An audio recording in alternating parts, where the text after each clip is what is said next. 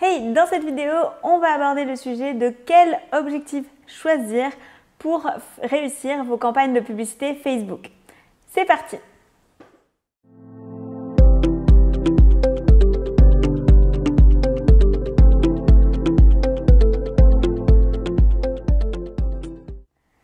Je m'appelle Claire Garcia et j'accompagne les entrepreneurs à doubler leurs ventes grâce à la publicité Facebook et à des stratégies de croissance.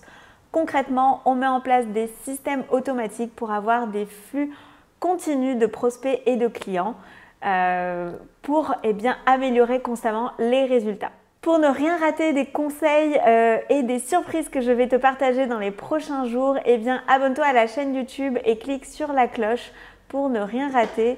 Également, je t'invite à regarder en description, je t'ai préparé plein de cadeaux et de surprises. Je suis sûre que tu vas trouver ton bonheur. Donc, première chose que Facebook va te demander quand tu vas créer ta campagne de publicité, c'est quel objectif tu veux. Et donc, il va te présenter 11 objectifs. Et c'est pas évident de s'y retrouver, surtout qu'il y a toujours la même erreur qui est faite. Et tu vas voir, je t'explique dans cette vidéo quelle est l'erreur la plus commune et comment la corriger. Donc, dans ces 11 objectifs, ils sont répartis en 3 colonnes, comme tu peux le voir.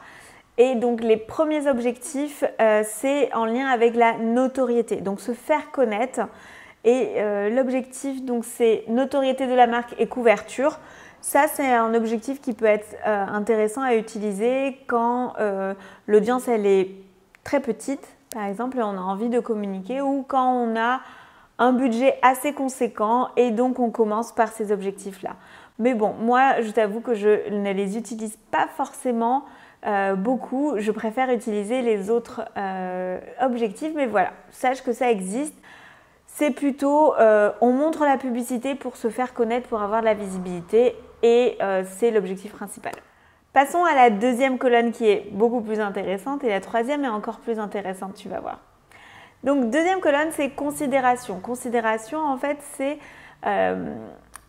les personnes, tu vas leur montrer la publicité et ils vont commencer à considérer, à peut-être travailler avec toi ou à s'intéresser à tes produits, tes offres. Donc, on a le premier objectif, c'est trafic. Trafic, tu l'utilises quand tu veux principalement avoir un peu plus de clics sur des articles de blog. Voilà.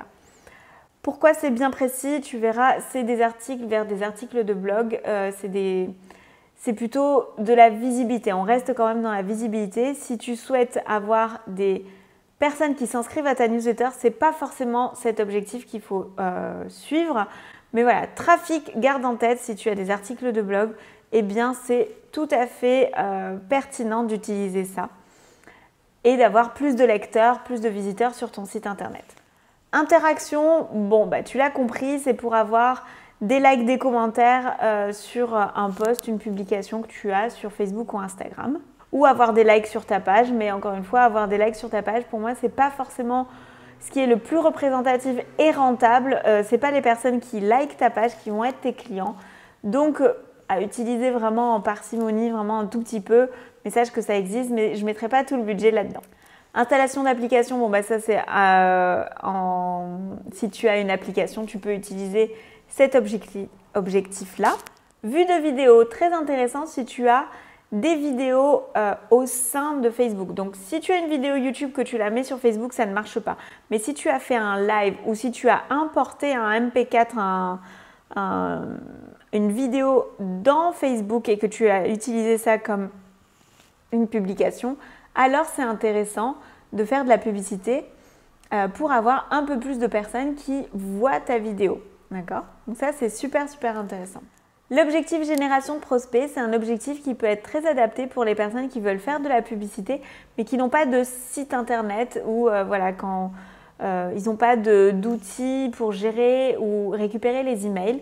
Donc comment ça se passe? C'est Facebook qui te propose quand tu cliques sur la pub, une pop-up, donc c'est comme une fenêtre en fait qui s'ouvre par-dessus ton navigateur Facebook en fait, ton application Facebook et qui va préenregistrer l'email que tu as utilisé pour créer ton profil Facebook ou le numéro de téléphone. Bref, il va récupérer des informations que tu as déjà sur ton profil Facebook. Donc c'est une manière très facile de récupérer les coordonnées de prospects qui peuvent être intéressés par ce que tu proposes. Donc comment ça se passe? Tu fais une publicité, tu dis clique ici, quand les personnes elles cliquent, par exemple moi je vois ta pub, je clique, poum, il y a comme une fenêtre qui s'ouvre avec le formulaire pré-rempli, je peux changer les informations si ça ne me convient pas et ensuite je clique sur le bouton envoyer et toi tu reçois les informations sur Facebook. Donc pas besoin de passer par un site internet externe, donc c'est très très utile. Dernier objectif de la colonne considération, c'est message. Tout simplement, tu fais une publicité quand les personnes cliquent sur la publicité, eh bien elles sont renvoyées vers la messagerie de ta page et donc là elles peuvent te contacter, te poser des questions. Tu peux même mettre des pré-questions où elles ont juste à cliquer, voilà, quels sont les horaires d'ouverture par exemple, ou j'ai envie d'en savoir plus sur cette offre. Donc elles peuvent cliquer sur des questions que tu as préparées ou sinon te poser les questions directement et donc tu interagis via la messagerie de ta page Facebook. Dernière colonne très importante, je vais aborder principalement l'objectif conversion. Alors, conversion, c'est très important. Tu vas l'utiliser à chaque fois que tu veux qu'une personne clique sur ta pub et fasse une action sur ton site internet. Action, garde bien en tête ce mot parce que c'est très important. Une action, ça veut dire quoi? Ça veut dire elles vont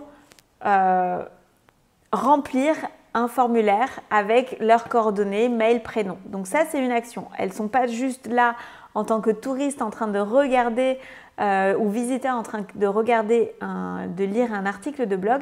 Elles vont faire quelque chose sur cette page-là. Donc action, ça veut dire conversion. Si tu veux des mails, des coordonnées de prospects qui s'intéressent à tes offres, c'est l'objectif conversion. Si tu veux des clients, c'est l'objectif conversion. Des gens qui sortent et qui payent, c'est l'objectif conversion. Je ne peux pas être plus clair que ça, mais ça c'est l'erreur fatale qui est souvent faite.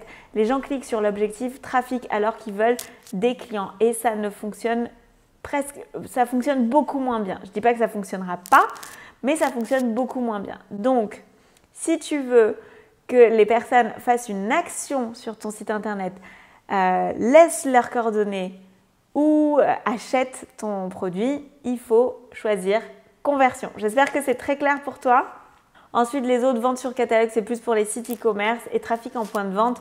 C'est un peu plus technique, il faut connecter les outils API de la caisse, etc. Bref, c'est un peu plus compliqué, donc je ne rentrerai pas dans ce sujet. Mais en tout cas, j'espère que tu as bien compris la différence entre trafic et conversion, justement pour avoir des très bons résultats. Parce que en faisant le bon choix du bon objectif, forcément, eh bien, Facebook va savoir exactement ce que tu attends et tu vas avoir des meilleurs résultats. J'espère que cette vidéo t'a plu et ça t'a permis de mieux comprendre en fait les 11 objectifs que Facebook te propose. Partage cette vidéo si ça t'a plu, fais-moi un pouce si ça t'a plu aussi et surtout va regarder en description tous les cadeaux que je te propose. Je te dis à très vite pour une prochaine vidéo.